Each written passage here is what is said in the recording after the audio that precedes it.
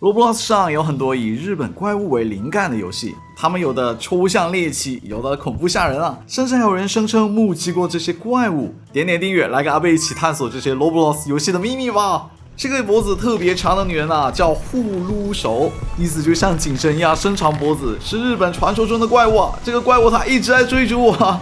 护撸手是女性，因为他们原本是人类，但被诅咒后就成妖怪了。这到底是一种怎么样的诅咒呢？在日本故事中，对这种诅咒是因果报应，女性前世做了什么坏事，但在实际故事中，更多是因为丈夫父亲的罪孽而报应在女性身上。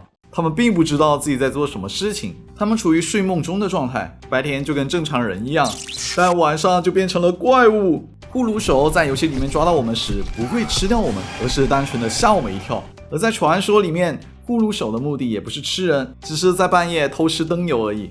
但另外一种形态则没有那么友善了，他们的头是飞出去的，会物理意义上的分头行动，会像吸血鬼一样吸食受害者的血液，甚至直接把人咬死啊！但由于他的头和身体是分开的，所以还衍生出了一种处理他的方法，那就是晚上挪走他的身体，这样他的头就找不到身体，自然就死了。接下来我们要玩的这款 Roblox 游戏最大特色竟然是有个女鬼在不停的爬着追我。游戏的地点选择在了阴暗的电车轨道上。哇，女鬼过来了！奇怪的是，别的游戏里的女鬼都是站着跑，但唯独她是用爬的方式，拖着身体一步步来追我。这个女鬼名叫 Take Taker， 在传说里面 Take Taker 在铁轨上面被电车拦腰截断，所以她只能靠着两只手拖着上半身在铁轨上爬行。而因为他非常的愤怒，想把我杀死，所以他爬得非常用力，手掌和指甲抓挠地面，发出类似 take take 的声音，这就是他名字的由来。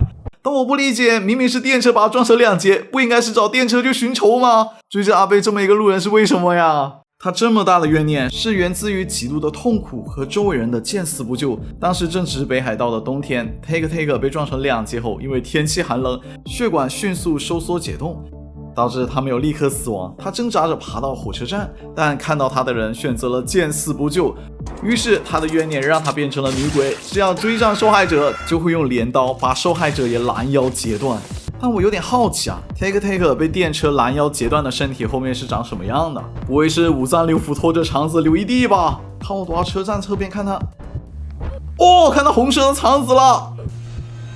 但我们的肠子也给 Take Take 扯出来了呀。有的玩家还实现了操纵 Take Taker， 我们可以看到 Take Taker 只剩下半截身子了，肠子和脊椎全都露在外面，还是非常恐怖的。游戏里阿贝被一路追，看起来 Take Taker 已经爬得很快了，但传说里面 Take Taker 爬得更快啊，据说最快能以高达150公里每小时的速度爬行，就算开车也摆脱不了，吓哭了。由于 Take Taker 传说的广为流传，这种用上半身爬行的怪物启发了不少 Roblox 的恐怖游戏，其中最成功的作品就是 Pita Pita， 游玩人次超过6亿，依然有 84% 的好评率，可谓是超级大爆款啊！光是从封面上的女鬼爬行抓人就能看得出灵感来源于 Take Taker。但我很好奇啊，为什么专门起名叫 Pita Pita 呢？难道是作者单纯的想搞差异化？进入游戏我才发现游戏场景从铁轨搬到了学校教室，原本女鬼在铁道上爬行发出 Take Take 的清脆声音，到了室内水泥地板就变成了沉闷的啪啦啪啦，这波作者细节了。而且地上到处都是女鬼 Pita Pita 的手掌印，说明之前这里就已经发生过惨案了呀。地板在震，难道说 Pita Pita 来了？他过来了！比起 Take Take， 他连眼珠子和皮肤都没了，感觉更像是一具会爬行的骷髅想杀了我呀！阿贝从后台数据发现，很多经常看阿贝视频的朋友都忘记点订阅了，点订阅就可以避免错过阿贝的最新影片了。他应该不会上楼吧？但旁边的墙上手掌印已经告诉我答案了。完了，怎么办？2楼还是死路来着？还有安全柜。终于活下来了。那你们说 Pita Pita 是直接消失了，还是单纯掉头走了呢？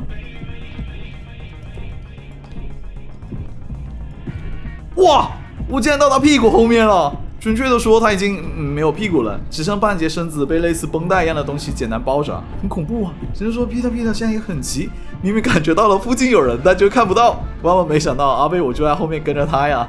我突然有了个大胆的想法，那要是我去碰他屁股，我还能活下来吗？阿贝相信自己能做到的。碰到了，没反应。我甚至能穿模透过Pita Pita眼睛看到前面，就离谱呀！我是不是给你脸了？ 6被我碰到屁股发狂啦！这我感觉他更加愤怒了，跑得比之前还要快了。我穿摸他的屁股都没事，那有没有可能只要我跑得快就能正面穿到他背后呢？看到我的加速道具了吗？冲！下一个游戏我们直接就在海里面啊！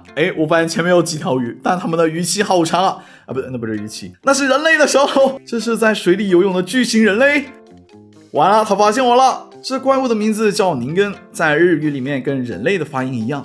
据传言，当时日本船员在南极捕捉鲸鱼时，看到了巨大的白色物体，原本以为是潜水艇，结果靠近了才发现这是一个酷似人类的未知生物，于是就叫它宁根了。但问题是，我也是人啊，为什么这几个宁根看到我就跟看到食物一样冲上来了？不是哥们，本是同根生，相煎何太急呀！这海怪也会感觉到累了吗？赶紧趁他们有累了过去看看。哇，宁根这手的5根手指，明摆着就是按照人类的手设计的嘛。还有这大脑袋、大眼睛，不管是长相还是行为，宁根都太像人了，这在自然界根本就不合常理啊。于是有人怀疑过宁根是不是某个科学实验或者基因编程的产物，就比如所谓的南极人造人。但事实上是宁根其实是来源于日本 2Channel 的超自然板块，相当于是网友一起编撰的网络怪谈。但阿斌也很好奇啊，宁根是海洋生物 cos 人类，那身为人类的我们自己下海 cos 宁根会怎么样呢？从水面上看，我们的宁根很像一条白海豚啊，但从水下看，宁根却是这副诡异的样子，很像一个溺水的人拖着手，纯靠尾巴游泳，牙齿非常的密集，全是尖刺，就很符合想象中海怪血盆大口的样子。发现人类了 ，Hello， 你好，我是宁根，这是你的远房亲戚啊！救我！救我！救我！不难看出啊，人类看到宁根还是有点害怕的。而现实里也有不少关于宁根的目击影片，就比如这张印有谷歌地图标签的南极图片，放大看，图里有个长着2只手的白色生物，酷似宁根，一度被社交媒体疯传了。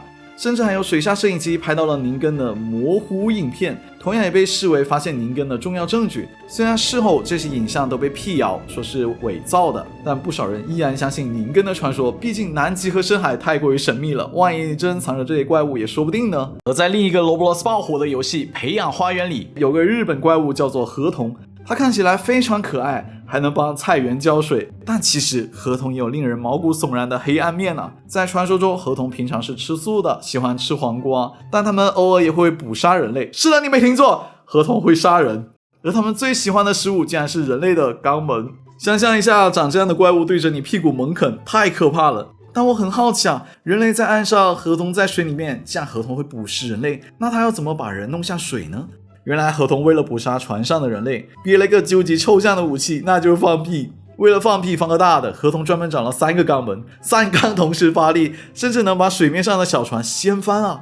我原本以为河童放屁抓人就已经足够离谱了，但是还有更逆天的。在日本还有种职业叫河童猎人，别人钓鱼是用鱼钩鱼饵，但河童猎人直接是以身入局，用自己的屁股勾引河童，然后再用网兜反杀。在 Roblox 里面，阿贝还发现我们可以自己 cos 河童。据说这个河童的形象是集合了小孩子的体型、猴子的脸，还有乌龟的嘴和龟壳。但你有注意到吗？河童最具有代表性的特点是它头上有个可以装水的小水盆。在 Roblox 里面，这是河童用来浇花的工具，但事实上这是河童的力量的来源啊！只要盆里有水，河童就能保持生命力。如果里面的水干了，那河童就会失去力量，甚至可能死亡啊！这倒是提醒我们一个对付河童的方法，就想办法把它头上的水弄干。根据记载，河童是一种非常讲究礼节的妖怪，只要我们对着河童鞠躬，河童出于尊重也会向我们回敬一个鞠躬，这时候它头上的水就流干了。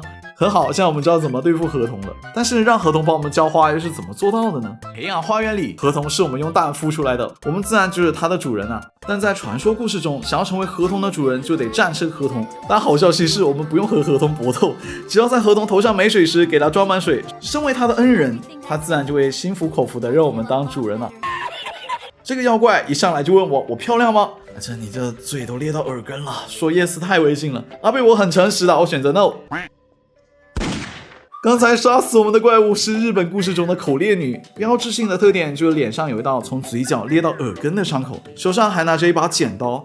相传在古代，口猎女原本是一名武士的妻子，她很美，但也很虚荣。在口猎女跟别的男人婚外情被发现后，武士就用剪刀把她嘴划开了，并且嘲讽道：现在还有谁会觉得你漂亮吗？此后口恋女就化身为怨灵，见人就问自己漂不漂亮。到了现代，口恋女的传闻也与时俱进，成为了各种版本了。有人说她是精神病院逃出来的患者，有人说她是医疗事故导致面部毁容的受害者，但不变的是，都是她那标志性的裂口，还有致命提问。一般口恋女会戴着口罩，让你看不出她的伤口。如果直接回答不美，那就会跟阿贝一样，直接被口恋女用剪刀捅死。如果你回答美，恭喜你还有第二关，他会脱下口罩，列出血腥的裂口，然后继续问：现在还觉得她漂亮吗？这时候如果回答不美，那完蛋了，又被杀了。如果回答美，那就可以安全的回到家里面，然后在家里被尾随了一路的口恋女杀掉，就很离谱啊！怎么回答都是必死的选项，那我还不想死呀。通过调查，阿贝发现原来只要回答一般般这种模棱两可的话，或者干脆给他照镜子，就能把口恋女的 CPU 给干烧了。如果你喜欢这期影片，记得点赞订阅哦，我们下期见。